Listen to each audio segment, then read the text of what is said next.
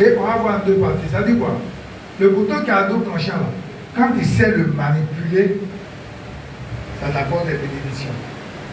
Si tu le manipules mal, ça te crée des problèmes.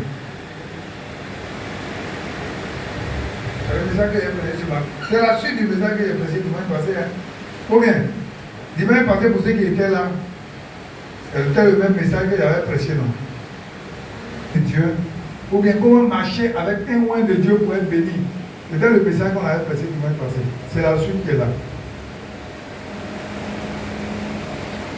Donc, on va voir quand l'onction est bien utilisée, ou bien quand le couteau là est bien utilisé, l'onction bien utilisée produit de bons résultats, produit des bénédictions. C'est qu'on va voir un grand tas. On peut faire comme à l'école. Après, ça on fait cours à l'école là.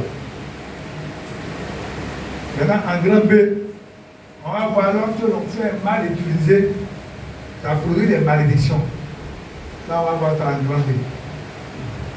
En grand tas, on va voir trois petits points.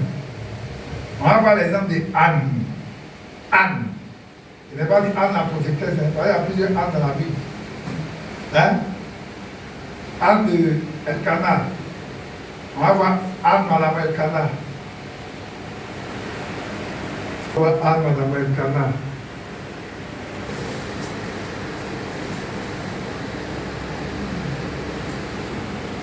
Donc je vais faire la lecture.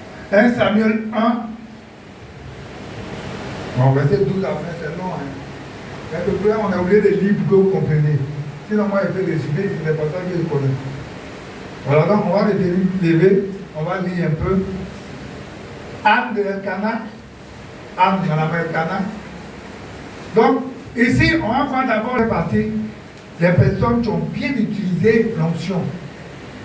C'est-à-dire qui ont bien marché avec les hommes qui étaient moins. Et cela leur a produit des bénédictions. Est-ce qu'on me comprend? Voilà donc, Anne, Madame Elkanah, 1 Samuel 12, 1 Samuel 1, verset 12. Comme elle restait longtemps en prière devant l'Éternel, Élie observa sa bouche. Anne parlait dans son cœur et elle faisait que remuer les lèvres. Mais on n'entendait point sa voix. Élie pensait qu'elle était ivre. Et lui dit, jusqu'à quand seras-tu dans l'ivresse? Et les 2 jours, la faute dit ça à quelqu'un. Pas maintenant, elle avait tenté de regretter. Fais passer ton vin. Et elle dit, Anne, comment Anne va répondre? Anne répondit, non, mon Seigneur. Je suis une femme qui souffre dans son cœur. Et je n'ai bu ni vin, ni boisson enivrante. Mais je répandais mon âme devant l'Éternel. Ne prends pas tes servants pour une femme pervertie.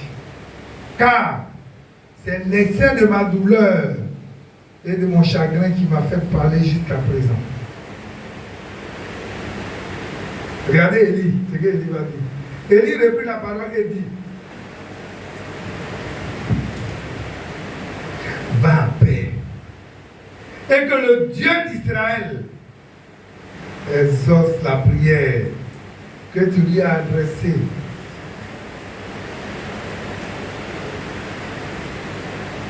Elle dit que ta servante trouve grâce à tes yeux. Et cette femme s'en alla, elle mangea et son visage ne fut plus la même. Sinon son visage ne fut plus le même. Vous entendez?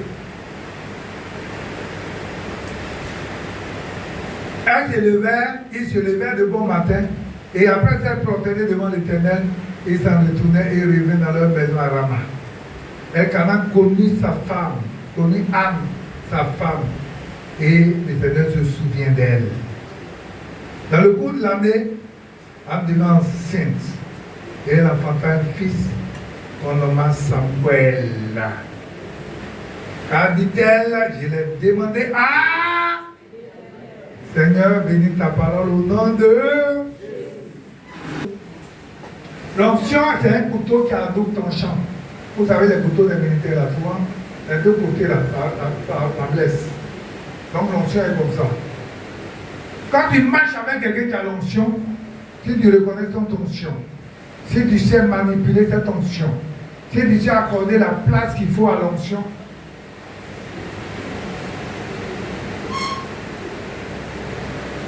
tu vas recevoir une bénédiction.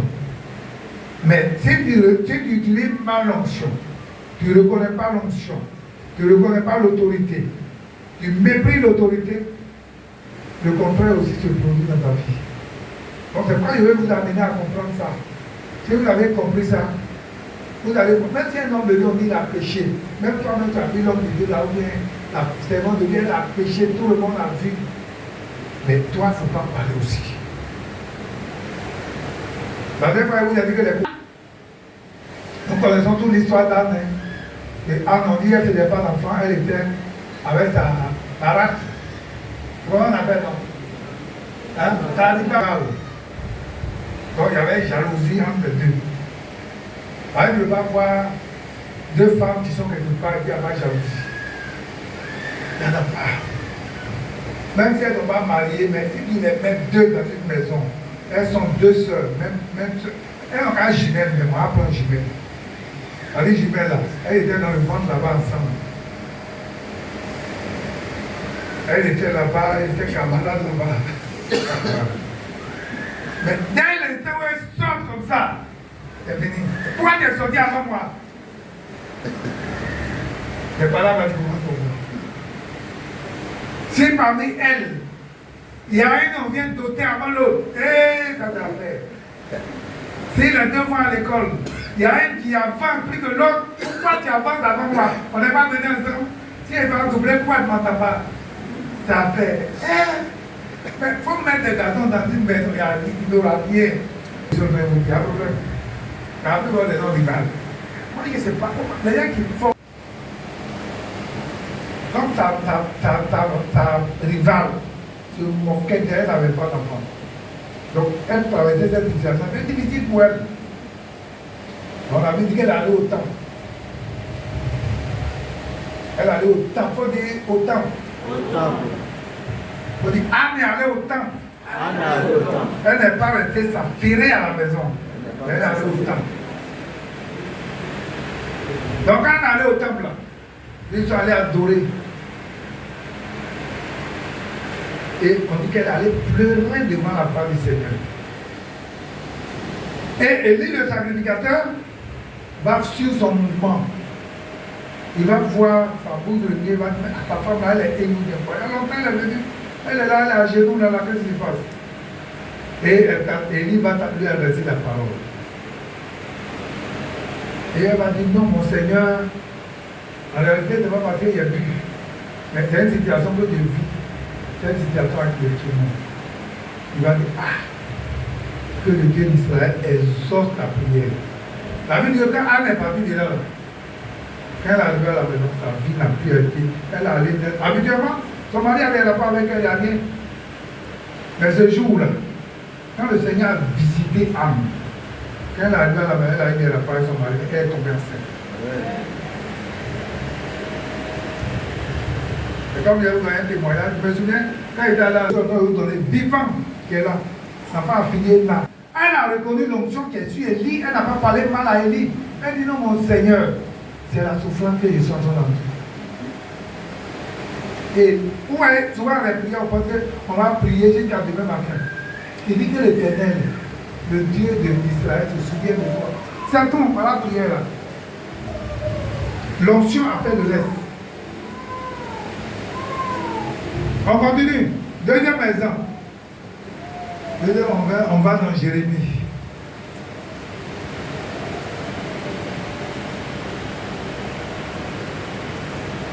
Ben-Mélec. Et Ben-Mélec, il était éthiopien et il était eunuque dans la maison du roi.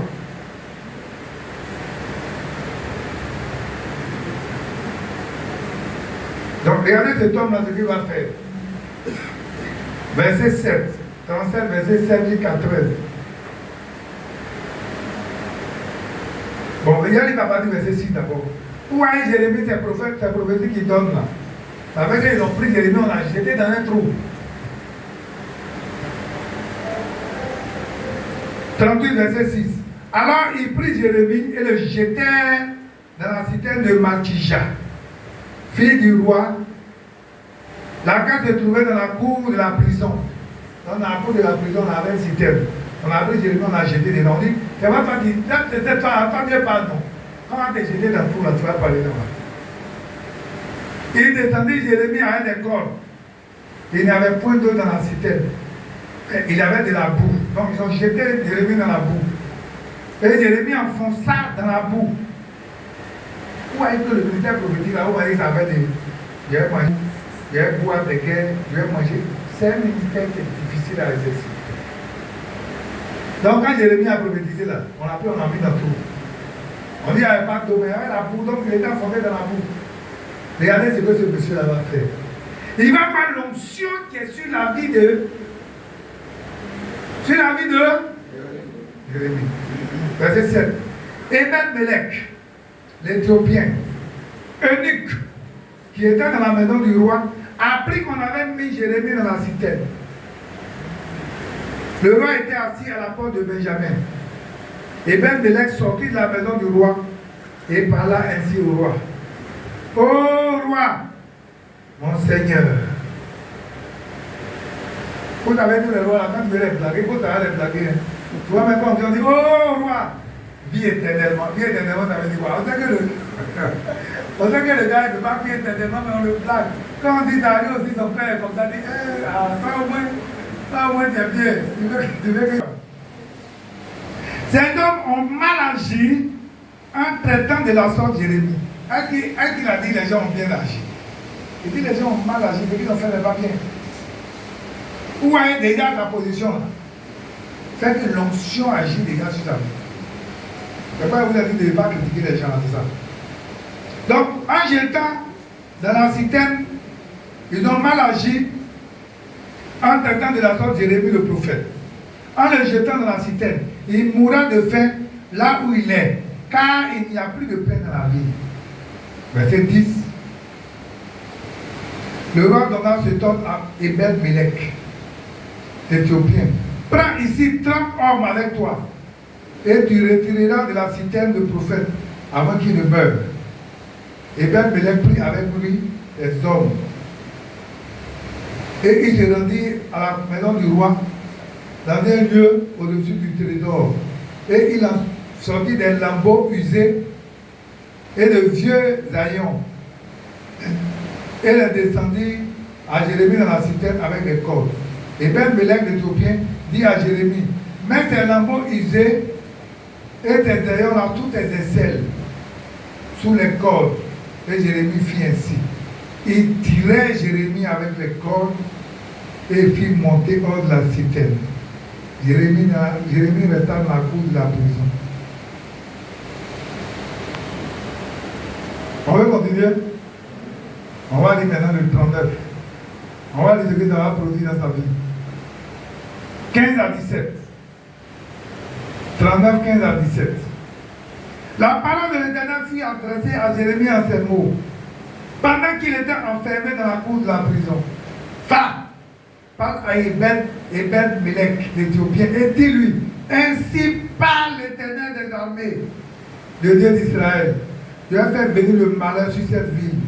Ces choses qu'il a annoncées pour le mal et non pour le bien, elles arriveront en ce jour devant toi. Mais, en ce jour-là, je te délivrerai. Dis personne n'a répondu Amen. Amen. Dis l'Éternel, et tu ne seras pas livré en les mains des hommes que tu crains.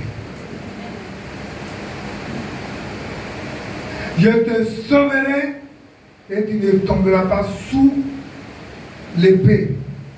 Ta vie sera ton butin parce que tu as eu confiance en moi, dit l'Éternel.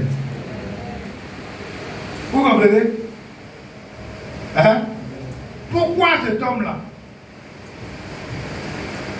L'épée va rentrer dans la vie. Et quand vous disiez la suite, c'est qu'il est passé, l'épée est rentrée dans la vie.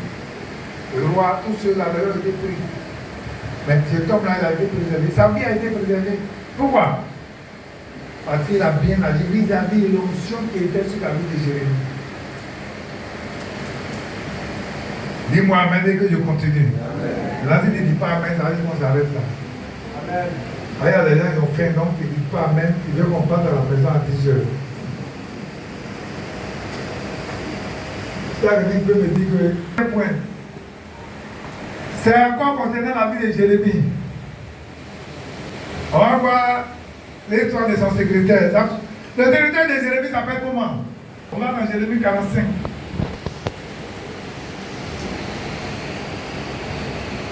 Ici, il y a question du secrétaire de Jérémie. À un moment donné, il se plaignait pour dire ah, Jérémie est fatigué, pourquoi il est là? Avant de dire, on a qu'à écrire ça, on a qu'à écrire ça. Pourquoi il est fatigué? Donc écoutez ce que le Seigneur va dire.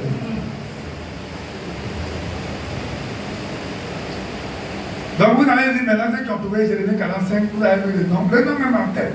On dit Jérémie console. Hein? Baruch. Jérémie s'appelle Baruch. On a des 1000 francs comme ça, tu as hein? On a pas payé Gabon. Malheur à moi, quand l'Éternel ajoute de chagrin à ma douleur.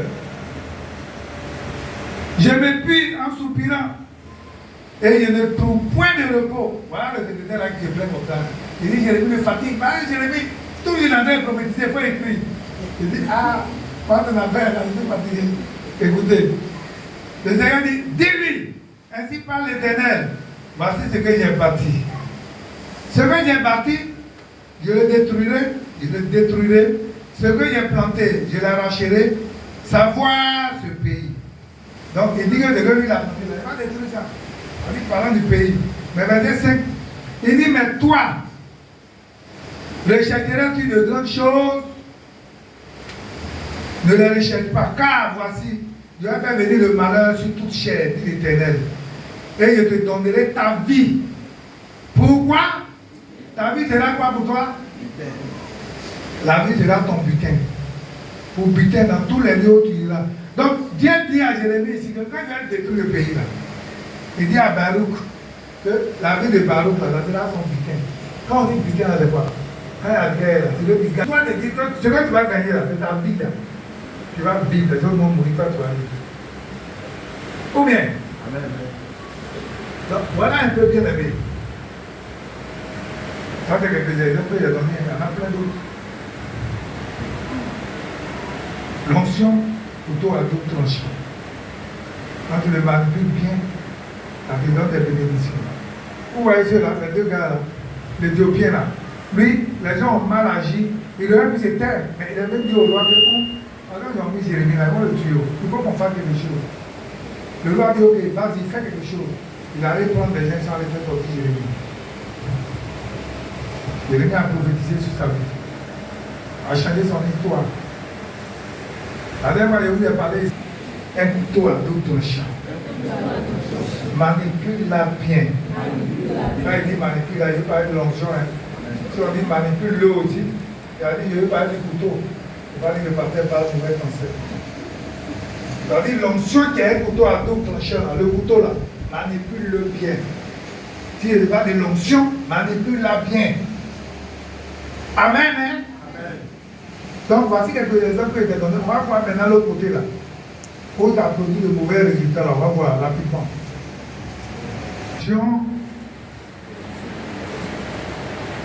Produit des malédictions. On va voir d'abord Goliath contre David. Voilà quelqu'un qui va mal utiliser l'onction. Il était sur la vie de Goliath. Sur la vie de David, pardon. 1 Samuel 17.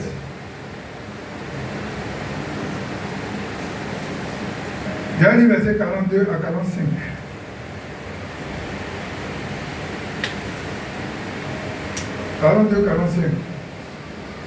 Le Philistin regarda, et lorsqu'il aperçut David, il le méprisa. Oh, le mépris. Voilà quelque chose qui détruit la vie des gens. Il ne faut pas mépriser les gens.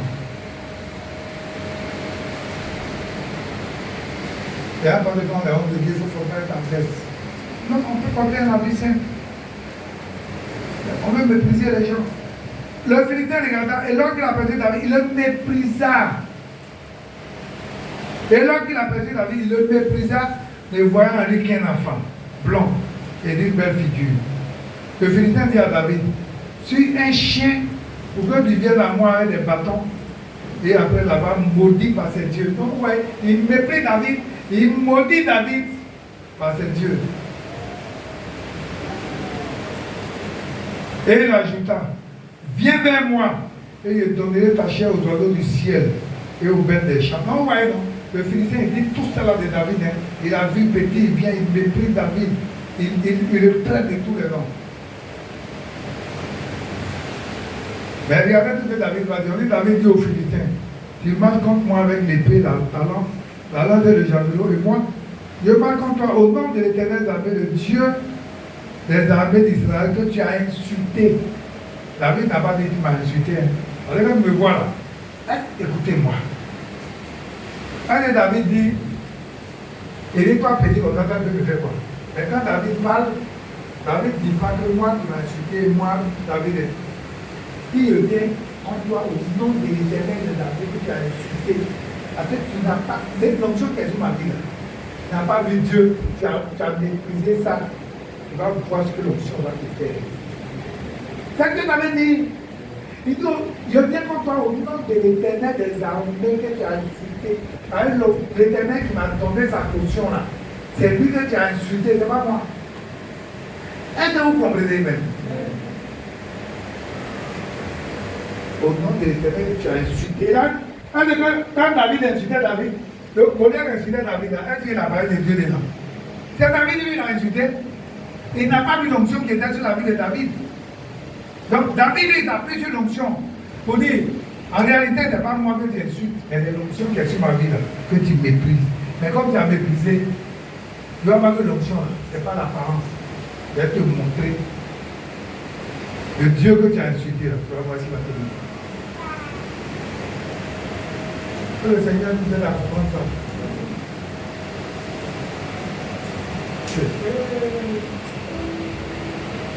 Il faut nous aider au.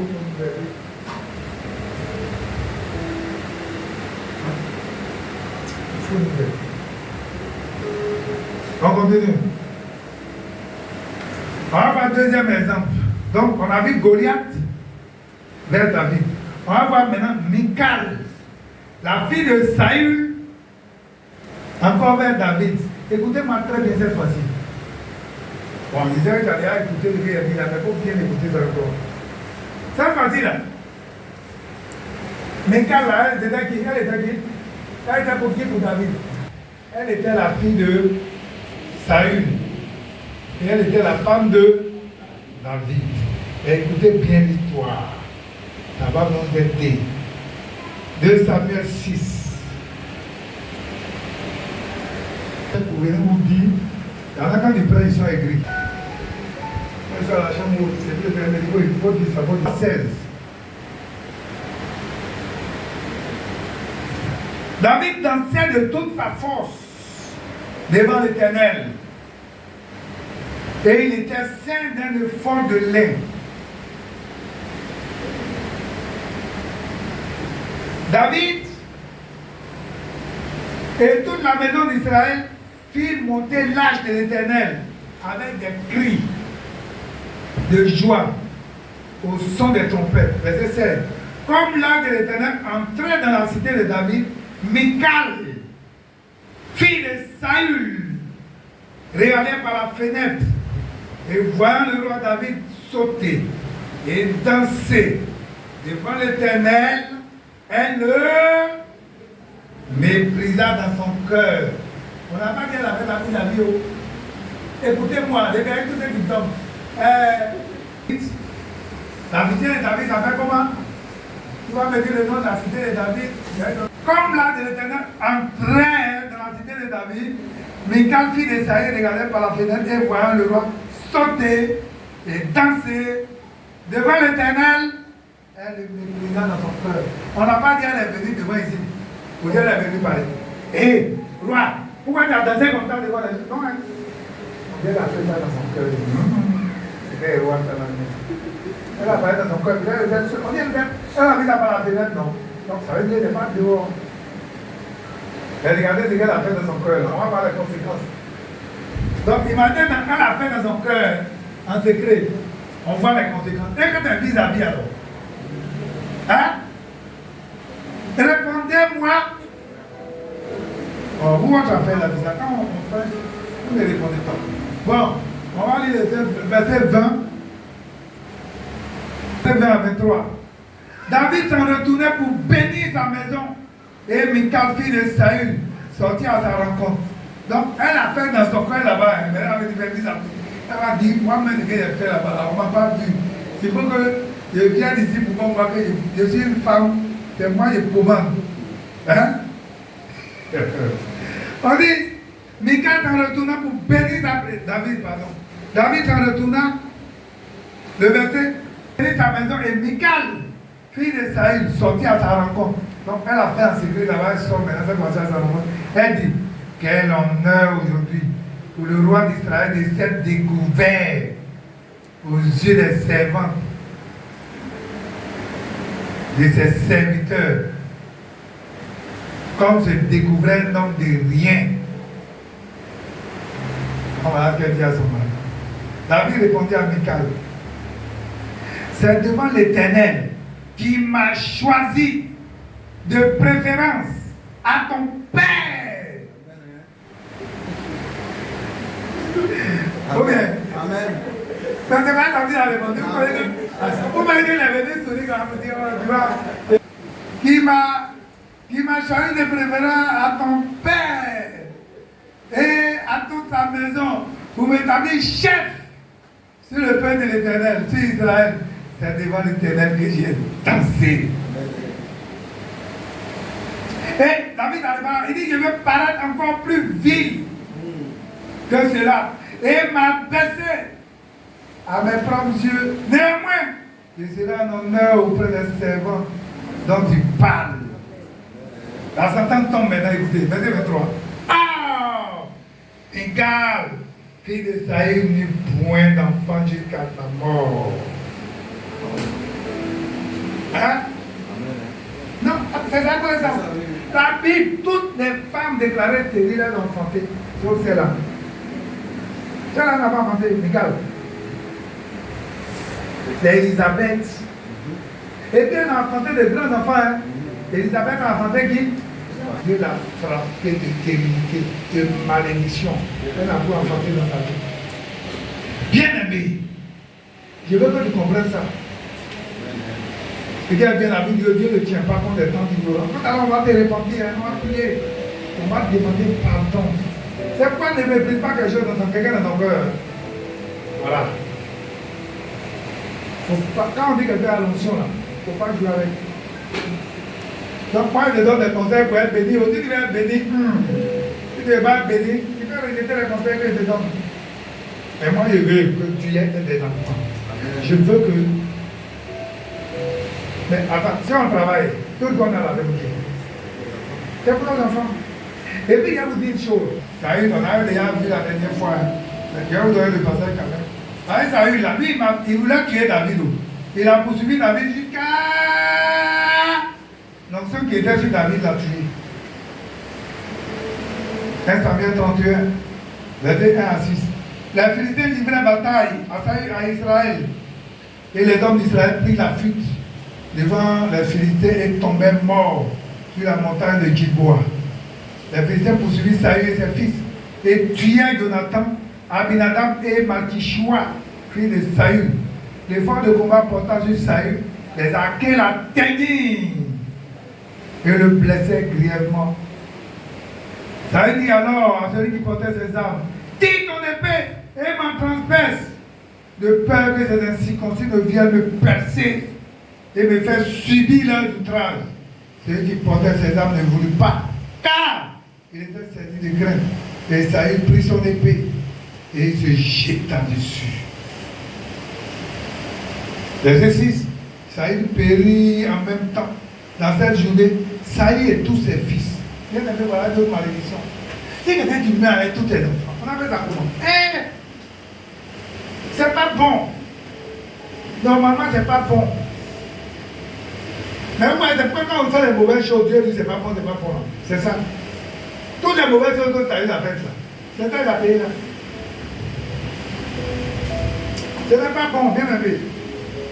Quand on prie là, c'est des choses, tout à l'heure quand on va prier, c'est des choses, il faut prier pour que ces choses-là ne t'arrivent pas. C'est pas bon. C'est pas quand on prie. Il faut prier pour que ces choses-là n'arrivent pas. Où les gens meurent souvent, les gens meurent avec tous les enfants en fait. C'est des choses, c'est pas bon. Pourquoi chaque jour que Dieu fait, demandons pardon à Dieu. Quand on entend le soir avant de dormir, on demande pardon. Même quand on dort la nuit, on se réveille le matin, tu demandes pardon. Chaque jour que Dieu fait, là, demande pardon pour toi, demande pardon pour tes enfants, demande pardon pour ta maison. C'est quoi la vie de Job là? Chaque jour, Job faisait des sacrifices. On n'est plus au temps où on va faire des sacrifices. Mais quand tu pries même dans ta repentance, prie pour la famille. C'est important. Alléluia. Moi, c'est Dieu là que je sers. Je vous dis pas des choses que Dieu m'a enseignées. Alors Paul dit que Dieu l'a enseigné dans la vie. Moi aussi, il y a des choses que Dieu m'a enseignées. Ce n'est pas l'œuvre de Dieu, moi je dis l'œuvre de Dieu là. Si moi j'ai les moyens, on ne va pas courir derrière. Bon, on va faire ça, pardonner, on va cotiser, on va faire au fond, on va faire. Non. Parce que je sais Dieu chaud, Dieu là, quand il fait pour Dieu, il fait pour toi. Voilà comment Dieu fonctionne. Quand il fait pour Dieu là, il fait pour toi.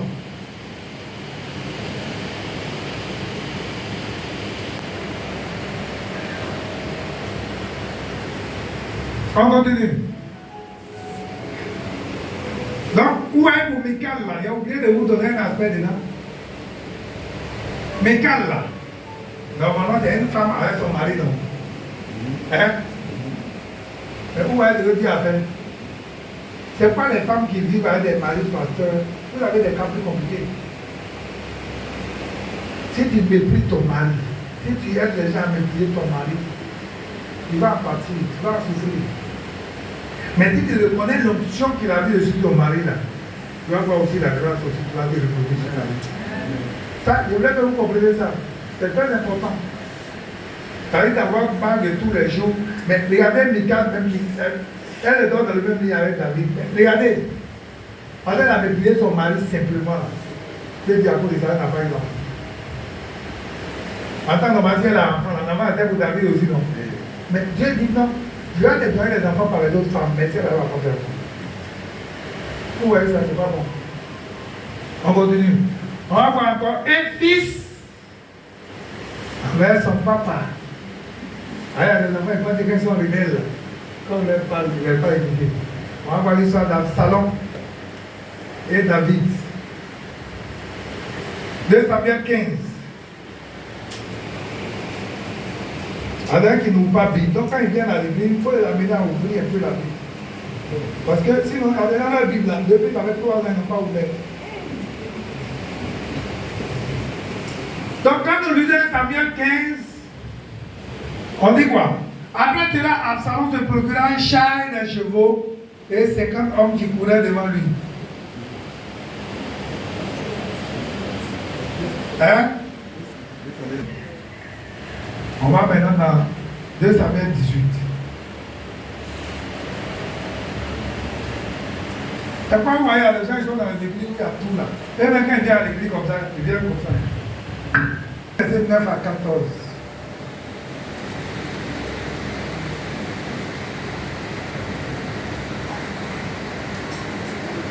Absalom se trouva en prière des gens de David. Bon, quand vous lisez le titre, il y avait bataille entre les gens d'Absalom et les gens de David. Donc c'est la bataille là où on nous raconte. Il était monté sur un mulet. Le mulet pénétra sur les branches entrelacées d'un grand térébinthe et la tête d'Absalom fut prise au térébinthe. Alors Absalom, on dit qu'il avait beaucoup de cheveux. Hein. Donc avant même là, quand Absalom était vivant, on avait ces cheveux là et puis on vous envoyait en Afrique ici. Et la terre, on dit, ses pieds étaient en haut maintenant. Ça dit son orgueil là, c'est fini. Ses pieds sont, la tête accrochée, ses pieds sont en bas, il ne touche pas le sol, il est au milieu là. Il demeura suspendu dans le ciel. Et le mulet qui était sous lui passa outre. Donc, puis il était assis sur quelque chose. Donc, il est suspendu là maintenant. Un homme, ayant vu cela, vint dire à Joab. Qui était Joab? Voici, j'ai vu Absalom suspendu à un térébinthe. Et Joab dit à l'homme qui lui apporta cette nouvelle. Tu l'as vu? Pourquoi donc ne l'as-tu pas abattu sur place? Je t'aurais donné 6 cycles d'argent et une ceinture. Mais cet homme dit à Joab, quand je pèserai dans ma main 1000 cycles d'argent, je ne mettrai pas la main sur le fils du roi. Parce que Joab David a dit, oh, vous partez à faire doucement avec les jeunes Absalom, faire doucement. L'enfant il s'est révélé contre lui, il dit non, on va faire doucement. Mais l'enfant il a chassé du pouvoir. Il allait coucher avec tes mamans. Ou bien, il t'a chassé du pouvoir, il allait coucher avec tes femmes en plein jour. Tu l'as chassé, David est parti. Maintenant, il prend ses hommes et puis il poursuit David. Donc c'est le combat là qui a lieu entre ses hommes. Il veut faire coup d'état. Et voilà, combat. Donc, Joab dit, je mettrai tes mains sur ton fils. Il dit, je ne mettrai pas la main sur le fils du roi. Quand nous avons entendu cet ordre que le roi a donné à toi et à Abishai et à Itaï, prenez garde chacun au jeune Absalom. David a dit ça. Les gens ont dit, mais toi, tu n'as rien compris. Quelqu'un t'a chassé de pouvoir. Il dit, on a fait doucement avec nous. On fait doucement. Donc, écoutez la suite. Et si juste attenté perfidement à sa vie, rien n'aurait été caché au roi, et tu aurais été toi-même contre moi. Donc, le gars qui dit à Joab, ce que le roi a dit, j'ai compris. Si moi-même je fais ça, le roi va savoir. Et puis que le roi va savoir, toi-même là, tu ne seras pas content de moi. Donc moi je ne peux pas. Joab dit, je ne m'arrêterai pas à côté de toi, auprès de toi. Et il prit en main 3 javelots et les enfonça dans le cœur d'Absalom. Qui arrive là? C'est comme ça que les rebelles meurent. Dans le cœur d'Absalom, encore plein de vie au milieu du ténébreux. Conséquence ici, un père, il se rebelle, un enfant qui se rebelle contre son père, sans tenir compte de l'onction qui est sur la vie de son père. On dit, Proverbe dit quoi? On dit un œil qui fait quoi? Qui méprise son père ou bien sa mère. Quand on dit par les corbeaux, on fait quoi? Les corbeaux vont plaisir quoi? C'est ça que je veux. Donc voilà comment Absalom a fini. Il voulait prendre le pouvoir de son père. Il a oublié l'onction qui était sur la vie de son père. C'est conséquent qu'il est mort. On va voir un autre point, là, 2 points, on a fini, et il est 11 heures. On va voir un autre point, Achitophel. Il était un des conseillers. On dit, Achitophel, ses paroles étaient comme des paroles de l'évangile. Quand il donne un conseil, on prend ça comme parole d'évangile. Et quand cette situation est arrivée, où Absalom s'est rébellé contre son père, on dit Achitophel, il est allé aux côtés d'Absalom, ils ont fait la rébellion ensemble. Allez, vous comprenez? C'est pas rébellion, n'est pas bon. Regardez ce qui va se passer. 2 Samuel 16.